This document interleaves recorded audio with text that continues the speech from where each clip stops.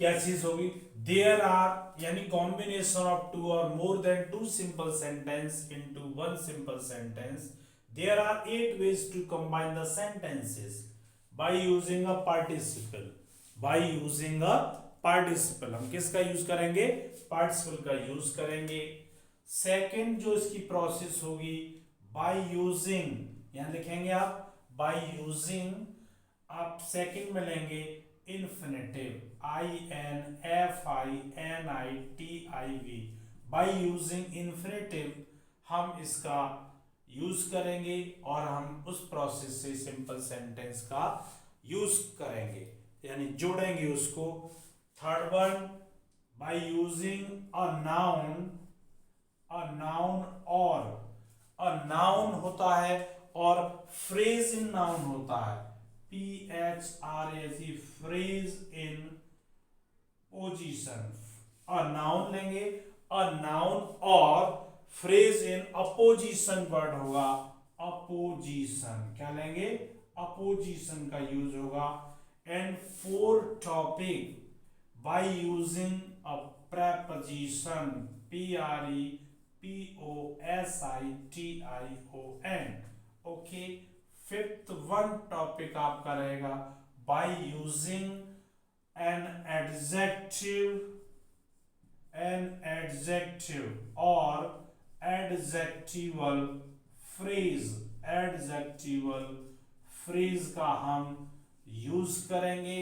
Understand. 6.1 हम इसमें use करेंगे by using an adverb. By using an adverb और एडवर्बियल फ्रेज का यूज करके हम सिंपल सेंटेंस बनाएंगे. 7, by using nominative absolute. by using a nominative absolute का यूज करके हम सिंपल सेंटेंस बनाएंगे. 8.1 एंड लास्ट वन आपकी स्क्रीन पर दिख रहा होगा. ठीक, आपकी स्क्रीन पर ये चीज दिख रही होगी. तो by using a conjunction and का यूज करके हम सिंपल सेंटेंस बनाएंगे. Okay. There are 8 ways to combine the simple sentences by using a participle, by using infinitive, by using a noun or phrase in a position, by using a preposition, by using an adjective or adjectival phrase, by using an adverb or adverbial phrase, by using a nominative absolute, by using a conjunction and. इसका हम use करेंगे और simple sentence की process को पूरा करेंगे. आपको पता है पूरा सिंथेसिस 3 पार्ट्स में है, simple sentence, complex sentence and compound sentence. Now we are discussing simple sentences and we have produced and we have discussed the 8 ways, the name of the 8 ways, and we shall discuss one by one each of them. okay video pause करें, copy करें dear student, फिर हम आगे चलते हैं. I hope आपने कर लिया होगा.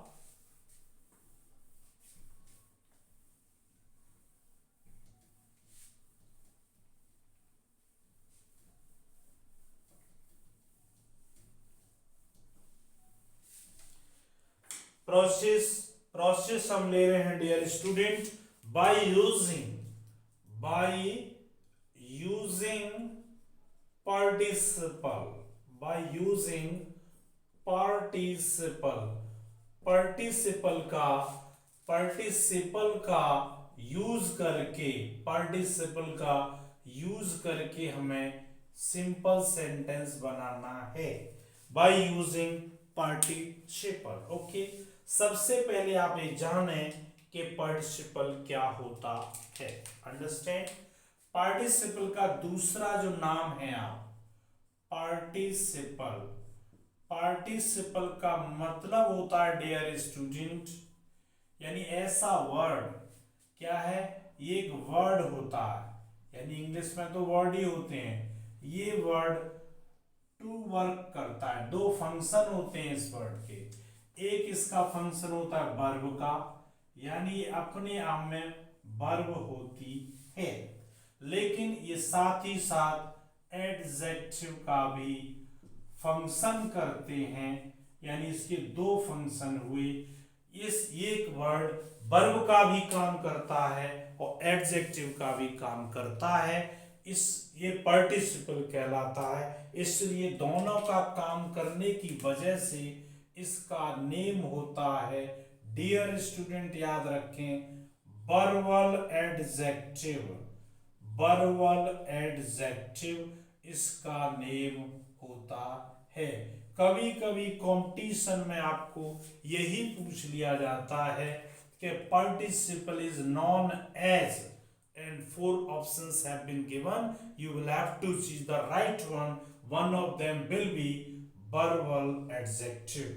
verbal adjective का मतलब ऐसा वर्ड जो वर्ब का भी काम करे और एडजेक्टिव का भी काम करे, उसको हम कहते हैं verbal adjective।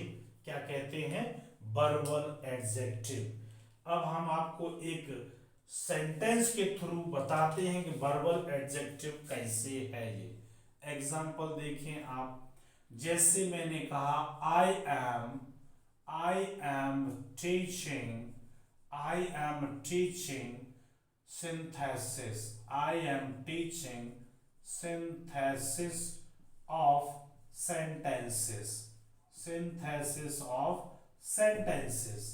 इस सेंटेंस का मीनिंग क्या हुआ dear student?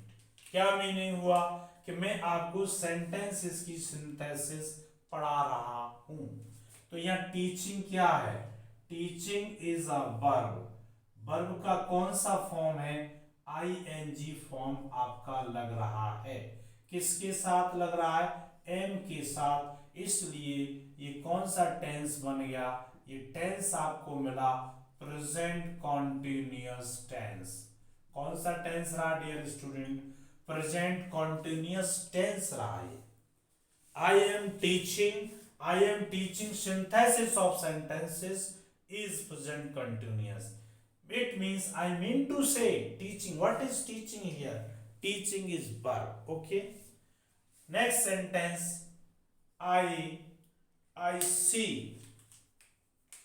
I see a running car, dear student. I see a running car on the road, from here। ये सेंटेंस साइड किया गया। इस सेंटेंस का मतलब है डियर स्टूडेंट कि मैं यहां से सड़क पर एक दौड़ती हुई कार देख रहा हूं। तो यहां पर डियर स्टूडेंट देखेंगे, ये क्या है? वर्ब है। ये क्या चीज है? सॉरी, सब्जेक्ट है। ये है वर्ब। वर्ब में भी कैसी वर्ब है? मेन वर्ब है डियर स्टूडेंट। कैसी वर्ब है? ऐसे देखें, नहीं दिख रहा हुआ, मेन वर्ब है सी। और क्या है? आर्टिकल है। क्या है ये? आर्टिकल है। आर्टिकल है तो आर्टिकल किसी नाउन के लिए आता है। तो ये किसके लिए आया आर्टिकल? कार के लिए। एक कार है और इस नाउन की विशेषता कौन बता रहा है? यहां पर बताए, रनिंग।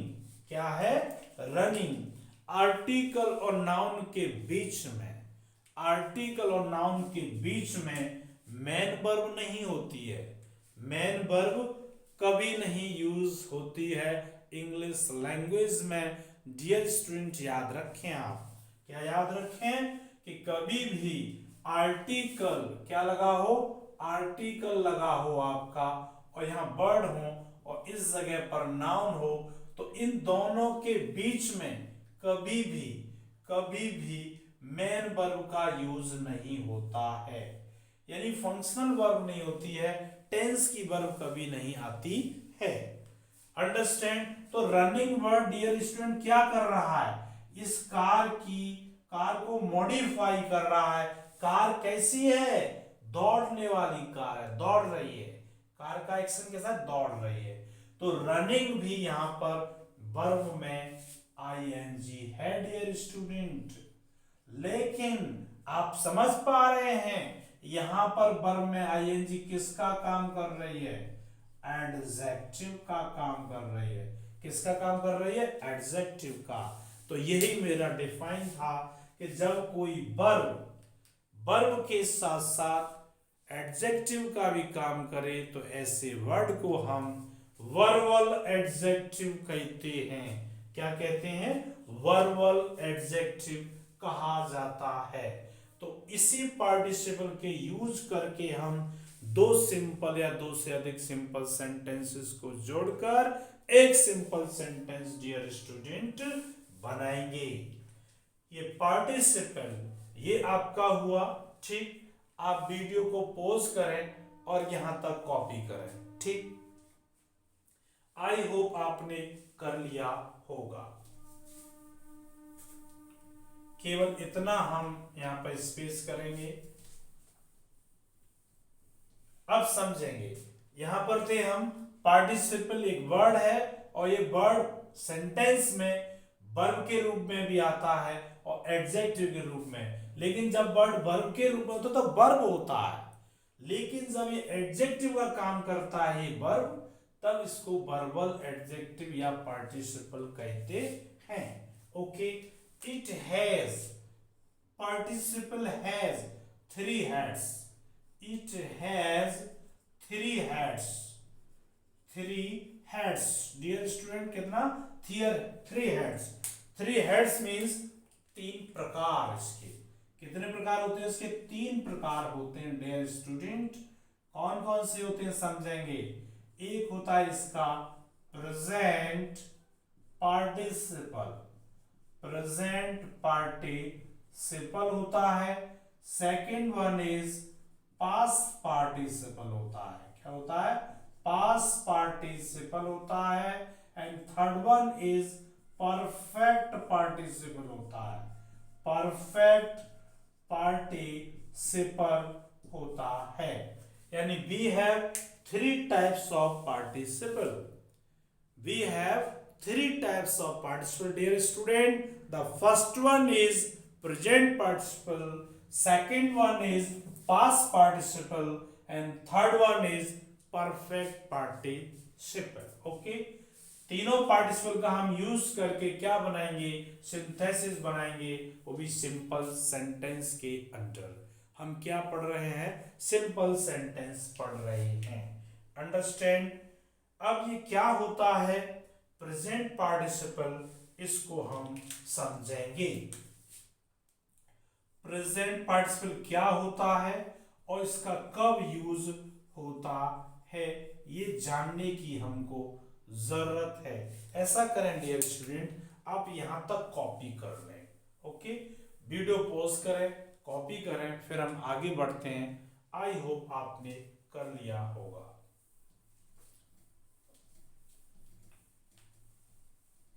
पार्टिसिपल कितने प्रकार के बताए डियर स्टूडेंट? 3 प्रकार के। उसमें हम यूज कर रहे हैं किसका? पार्टिसिपल का। पार्टिसिपल को पहले जाने, पार्टिसिपल का यूज कब करते, पार्टिसिपल का यूज कब होगा सेंटेंसेस में, ये हमें देखना है। उसमें भी specially present participle. Present participle. Okay, कौन सा समझ रहे हैं हम? अब हम समझेंगे पार्टिसिपल में प्रेजेंट पार्टिसिपल। पार्टिसिपल तो हम जान गए कि ये वर्बल एडजेक्टिव होता है। प्रेजेंट पार्टिसिपल क्या है? ing form of the verb is called present participle। okay, ing form of the verb is known as present participle। Present participle. Okay, जो वर्ब का आईएनजी फॉर्म होता है उसे हम प्रेजेंट पार्टिसिपल कहते हैं। जैसे रन इज वर्ब का V1 है, इसमें आप ing प्लस करें तो आपको मिलेगा RUNNING, running. Running is participle, वो भी कैसा, प्रेजेंट पार्टिसिपल।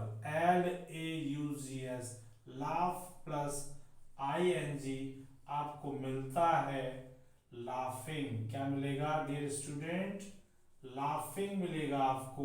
तो laughing is present participle. Okay, synthesis में इसका यूज कब करते हैं dear student, we should have present participle use करने के लिए हमारे पास क्या रीजन होने चाहिए डियर स्टूडेंट, यदि if you have two sentences, if you have two sentences तो सब्जेक्ट S1 नहीं कहें, सब्जेक्ट क्या है, सब्जेक्ट आपका किसका, फर्स्ट सेंटेंस का, फर्स्ट सेंटेंस जो आपको दिया जाएगा उसका सब्जेक्ट इज इक्वल टू किस सब्जेक्ट के बराबर होना चाहिए, यानी सेकंड सेंटेंस, सेकंड सेंटेंस। समझे डियर स्टूडेंट, यानी I mean to say if you have two sentences तो subject of both sentences should be same, यानी फर्स्ट सेंटेंस का सब्जेक्ट और सेकंड सब्जेक्ट का सब्जेक्ट सेम होना चाहिए। अंडरस्टैंड। सेकंड थिंग क्या रिक्वायरमेंट है, रिक्वायरमेंट ये है कि जो आपकी फाइनाइट वर्ब है, finite verb of first sentence, पहले सेंटेंस की जो फाइनाइट वर्ब है वो इक्वल नहीं होनी चाहिए फाइनाइट वर्ब किसके, सेकंड सेंटेंस के, सेकंड सेंटेंस का। जो आपके दोनों सेंटेंस होंगे उनकी दोनों फाइनाइट वर्ब अलग अलग होनी चाहिए। जब अलग अलग फाइनाइट वर्ब होंगी जब भी वो दो सिंपल सेंटेंस कहलाएंगे। थर्ड कंडीशन क्या है, यदि दो फाइनाइट वर्ब हैं और दोनों एक्शन वाली फाइनाइट वर्ब, एक्शन वाली हैं, ठीक है, तो आप क्या करेंगे, दोनों एक्शंस में यानी टाइम इंटरवल, जो टाइम इंटरवल है, time interval between both the finite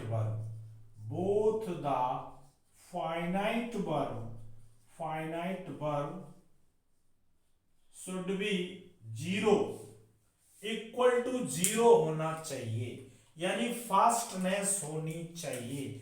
आप समझें, एक्शन में क्या हो, फास्टनेस हो, बहुत तेजी होनी चाहिए दोनों एक्शन के बीच में, इतनी तेजी हो कि ऐसे लगे कि दोनों एक्शन में टेकन टाइम इज जीरो। चौथा कंडीशन क्या करेंगे फिर हम, we change the finite verb into present participle, we change finite verb into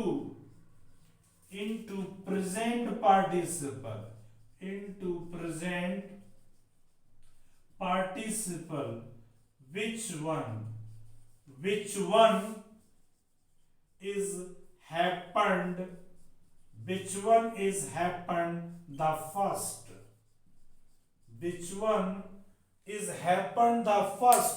जो फाइनाइट वर्ब पहले होती है, जो एक्शन पहले होता है उसका हम क्या चेंज करते हैं, उस फाइनाइट वर्ब को किस में चेंज किया जाता है डियर स्टूडेंट, इस फाइनाइट वर्ब को हम चेंज कर देंगे किस में, प्रेजेंट पार्टिसिपल में चेंज कर दिया जाएगा।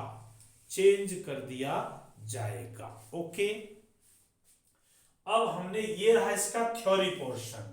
अगेन रिकैप लें, प्रेजेंट पार्टिसिपल का यूज कब होता है, जब दो सेंटेंस या दो से अधिक सेंटेंस हों, उनके सब्जेक्ट सेम होने चाहिए, उनकी फाइनाइट वर्ब अलग होनी चाहिए और दोनों फाइनाइट वर्ब यानी दो एक्शन जब हो रहे हैं तो उन एक्शन के बीच में यानी टाइम इंटरवल 0 होना चाहिए, फास्टनेस बहुत अधिक होनी चाहिए। फिर जो एक्शन आप पहले होता है उसी एक्शन की फाइनाइट वर्ब को हम किस में चेंज कर देते हैं, प्रेजेंट पार्टिसिपल में चेंज करते हैं। In synthesis we write only one subject, we write only one subject. Note याद रखेंगे, क्या याद रखेंगे कि वी राइट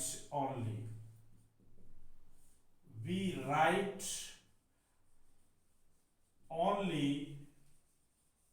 अ सब्जेक्ट, एक ही सब्जेक्ट लिखते हैं। बोथ जो दो सेंटेंस के सब्जेक्ट सेम होते हैं, जिसका पार्टिसिपल बन जाता है उसके सेंटेंस के सब्जेक्ट को हम अवॉइड कर देते हैं, केवल एक सब्जेक्ट लिखा जाता है। अंडरस्टैंड। अब हमने कुछ देखा, आपको पता है कि विदाउट एग्जाम्पल बात ठीक नहीं लगती है। अंडरस्टैंड। हमने एग्जाम्पल लिया, क्या एग्जाम्पल यहां देखें डियर स्टूडेंट, एग्जाम्पल देखिएगा, एग्जाम्पल नहीं एग्जाम्पल्स देखो, आप एग्जाम्पल नहीं आप एग्जाम्पल्स देखिएगा। जैसे हमने एक देखा, he saw a tiger, he saw a tiger, he rain away, he rain away. अब डियर स्टूडेंट यहां ध्यान दें, अपनी कंडीशंस को मैच करिए आप। देखिए फर्स्ट सेंटेंस का सब्जेक्ट ही, सेकंड सब्जेक्ट का सेंटेंस क्या है, सब्जेक्ट क्या है, ही है। Okay, subject first sentence is equal to subject of second sentence. इसकी फाइनाइट वर्ब क्या है, सॉ है, इसकी फाइनाइट वर्ब रेन है, यानी finite verb is not equal to other finite verb, अलग अलग हैं। क्लियर। ओके।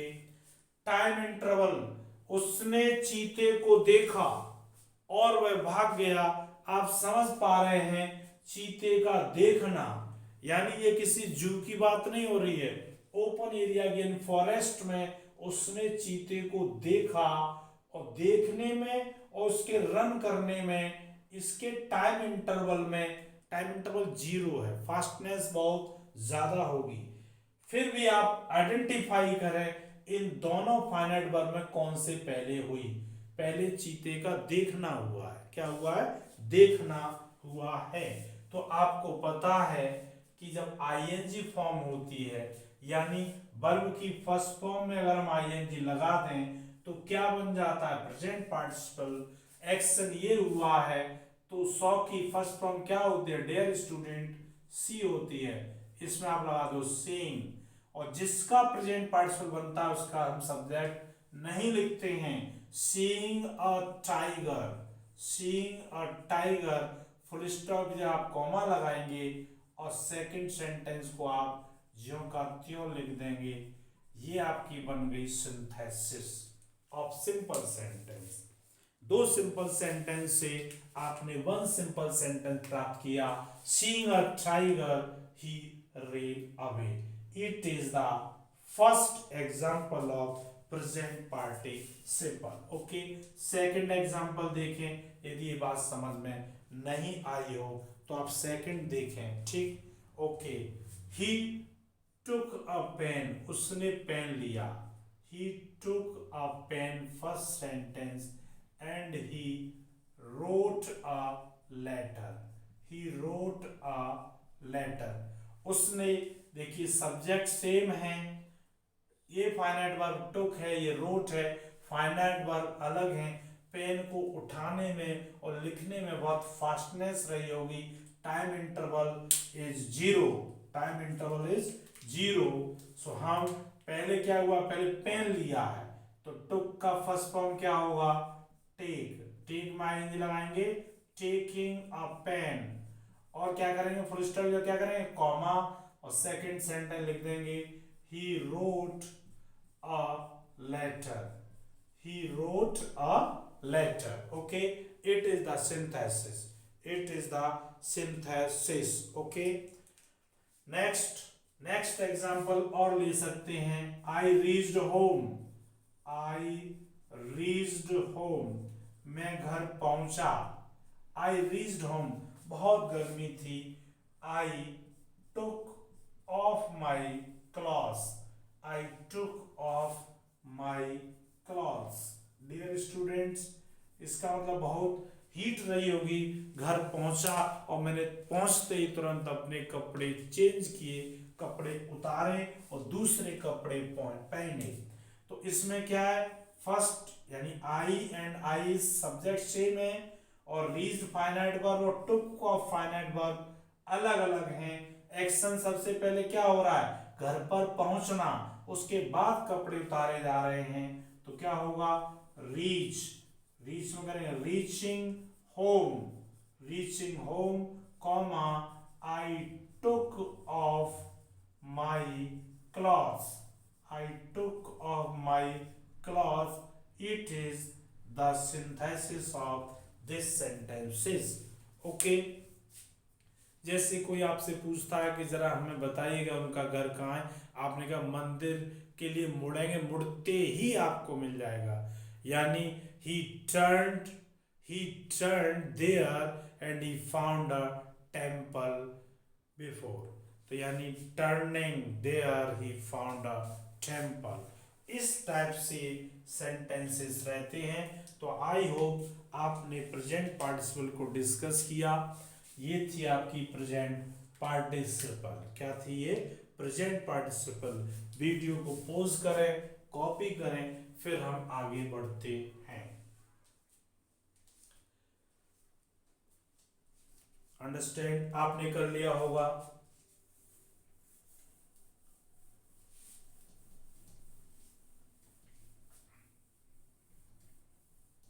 पार्टिसिपल ही चल रहा है, यानी कितने हेड्स हैं इसके, 3 हेड्स हैं।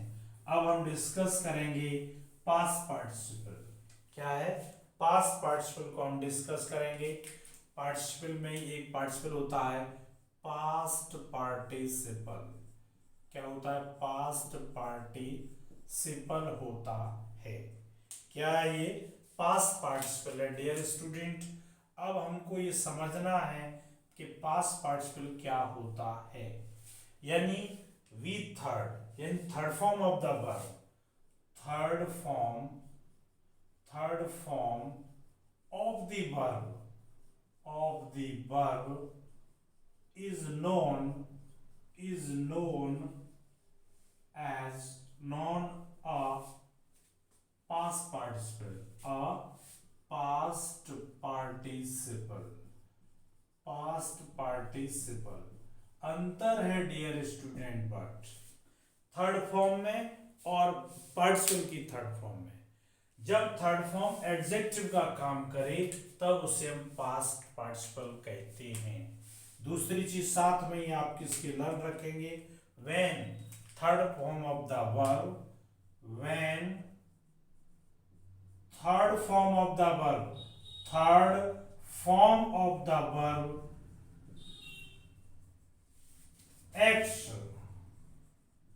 like an adjective in a sentence, like an adjective, then it is known past participle, जब ये किसका वर्क करती है, किसका फंक्शन करती है, एडजेक्टिव का, जब इसको हम कहते हैं क्या, पास्ट पार्टिसिपल। अब देखें डियर स्टूडेंट, जैसे जब भी कोई सब्जेक्ट किसी पर काम करता है और उसका जो स्वरूप चेंज हो जाता है तब उसको हम पास्ट पार्टिसिपल से दिखाते हैं। कुछ एग्जांपल देखें डियर स्टूडेंट आप, जैसे आपने वॉल है, क्या है, वॉल है, एक एक्शन है, आपकी वॉल है। अब इस पर कोई एक्शन हो रहा है पेंट करने का, क्या हो रहा है, पेंट करना एक्शन हो रहा है। इस पर एक्शन होगा तो पेंट होने के बाद वॉल कैसी हो जाएगी, वॉल हो जाएगी पेंटेड। क्या लिखेंगे, PAINTED, पेंटेड बॉल हो गई, तो क्या लिखेंगे, अ पेंटेड बॉल, अ पेंटेड बॉल। एग्जांपल समझ रहे हैं हम। तो अ पेंटेड बॉल का मतलब है डियर स्टूडेंट, यहां पर बॉल क्या है, बॉल है नाउन और ए क्या है, आर्टिकल। आपको क्या बताया था, आर्टिकल और नाउन के बीच में कभी मेन वर्ब नहीं होती। ये बॉल पेंटेड क्या कर रहा है, बॉल को मॉडिफाई कर रहा है, तो क्या हुआ ये एडजेक्टिव। यानी एडजेक्टिव क्या है, वर्ब की थर्ड फॉर्म किसका काम कर रही है, एडजेक्टिव का। तो अब इससे एडजेक्टिव में क्या कहेंगे, पास्ट पार्टिसिपल है। अब ये वर्ब की थर्ड फॉर्म नहीं है, क्या ये पास्ट पार्टिसिपल है। और आपको पता है पार्टिसिपल किसका काम करते हैं, एडजेक्टिव का काम करते हैं। किसका करते हैं, एडजेक्टिव का। जैसे अभी और भी हम एग्जांपल कह सकते हैं, जैसे आपने लेटर पे कोई काम किया, तो आपने देखा a written letter, a written letter, इसका मतलब है ये जो लेटर है क्या है, ये नाउन है, ये क्या है, आर्टिकल है। तो आर्टिकल है तो रिटन क्या हुआ, रिटन लेटर को मॉडिफाई कर रहा है, इसका मतलब एडजेक्टिव हुआ। एडजेक्टिव के रूप में क्या है यहाँ पर, वर्ब की थर्ड फॉर्म। तो यही वर्ब की थर्ड फॉर्म यहाँ पर क्या कहलाएगी, पास्ट पार्टिसिपल कहेंगे इसको। V3 को क्या कहेंगे, पास्ट पार्टिसिपल कहा जाएगा डियर स्टूडेंट। ओके। और रिटन लेटर क्या है, और रिटन लेटर जैसे बहुत ग्रेट डिफरेंस होता है। जरा देखें इस चीज को, जैसे I have return a letter, I have return a letter, इसका आशय है कि मैं एक पत्र लिख चुका हूं, मैं एक पत्र लिख चुका हूं। इसका है मतलब किसका, I have written a letter का मतलब है मैं एक पत्र लिख चुका हूं। यहां पर ये V3 है, ये वर्ब की थर्ड फॉर्म है और हैज एंड हैव लगती है हेल्पिंग वर्ब के रूप में डियर स्टूडेंट। लेकिन अगर हम इसको ये लिख दें, I have a written letter, a written letter dear student, यदि कॉम्पिटिटिव एग्जामिनेशन में अगर इसको अंडरलाइन किया तो आप कहेंगे B3, यानी आप कहेंगे मेन वर्ब। लेकिन अगर यहां पर अंडरलाइन कर दिया इसको, तो ये मेन वर्ब नहीं है डियर स्टूडेंट। क्यों नहीं है मेन वर्ब, क्योंकि आपको क्या बताया गया है, लेटर क्या है, नाउन है। लेटर क्या नाउन है, ये क्या है यहां पर, ये डियर स्टूडेंट आर्टिकल है। क्या है, आर्टिकल। और आर्टिकल और नाउन के बीच में मेन वर्ब नहीं होता है। तो ये क्या है, ये रिटन लेटर को मॉडिफाई कर रहा है, तो ये यहां पर पास्ट पार्टिसिपल है। क्या है, पास्ट पार्टिसिपल है। अब इसकी हिंदी क्या होगी डियर स्टूडेंट, इसकी हिंदी क्या होगी, इसकी हिंदी होगी मेरे पास, मेरे पास एक लिखा हुआ पत्र है, एक लिखा हुआ पत्र है। अब इसमें ये क्लियर नहीं है कि आपके पास जो लिखा हुआ पत्र है वो आपने लिखा है, ठीक। आप तो ये बता रहे हैं कि you are here, you are here adding the meaning of the letter. आप तो लेटर के मीनिंग में ऐड कर रहे हैं कि लेटर कैसा है, लिखा हुआ है, बिना लिखा हुआ नहीं है। इसका मतलब कोई किसी और ने लिखा हो वो लेटर आपके पास हो सकता है कि आपको कहीं रास्ते में पड़ा मिला हो। लेकिन फर्स्ट सेंटेंस क्या कह रहा है कि ये लेटर मैंने लिखा है, I have written a letter. तो हियर बहुत बड़ा डिफरेंस है डियर स्टूडेंट, बहुत बड़ा डिफरेंस है। यदि फर्स्ट सेंटेंस में एग्जामिनर आपसे पूछ ले हैव क्या है, तो आप बताएंगे have is helping verb and written is main verb. यदि सेकंड सेंटेंस में एग्जामिनर आपसे पूछ ले हैव क्या है, तो ये हेल्पिंग वर्ब नहीं है डियर स्टूडेंट, हैव यहां पर मेन वर्ब है। क्या है? मेन वर्ब है। I have a written letter. यहाँ क्योंकि यहाँ ये वर्ब नहीं है, ये इसका क्या बन रहा है? कॉम्प्लीमेंट बन रहा है। क्या बन रहा है? कॉम्प्लीमेंट बन रहा है। डियर स्टूडेंट, वीडियो की लेंथ काफी हो चुकी है, इसलिए we shall discuss perfect participle in next video. यदि आपको सेशन अच्छा लगा, यदि आपको ऐसा लग रहा है कि आपके हरिओम सर आपके लिए बहुत मेहनत कर रहे हैं, तो it's your also duty share the video and subscribe the channel who are new on our channel so that you may get the notification of coming video। Practice करते रहें और आप बहुत ही अच्छा एक फाइन नोट्स बनाएं। then I hope and I trust all you will get good command over the very very typical and complex topic synthesis। इतना easiest way में आपको मिलेगा कि सिंथेसिस कुछ समय के बाद, जब we will have completed all parts of this synthesis, you will feel it's a very very very easy topic। Okay, dear student, with these words I would like to take farewell from you, thanking for watching this video। Bye।